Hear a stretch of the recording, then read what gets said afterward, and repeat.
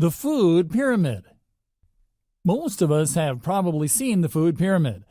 Growing up, the food pyramid was often used as a guideline for us to provide us with an idea of how much food and what kind of food we should eat every day in order to maintain a healthy lifestyle. Of course, there is always evidence to state that the food pyramid is flexible, but overall, if you were able to observe the food pyramid, you have a general idea of what is acceptable in a healthy and nutritious diet.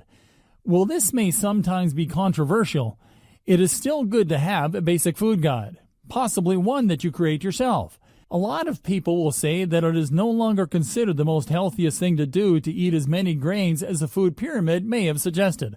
In fact, with recent outbreaks of celiac disease, a lot of people are touting a no-grain lifestyle as the most healthy choice.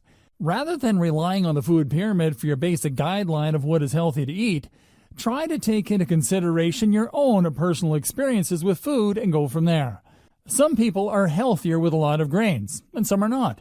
Use your judgment here to the best of your ability so that you will be able to take steps in the right direction for your health.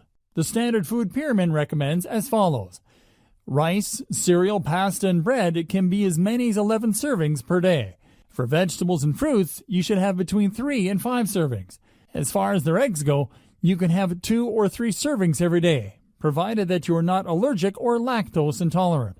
When it comes to meats and beans and other things like nuts and fish or poultry, it is recommended that you have 2 or 3 servings every day.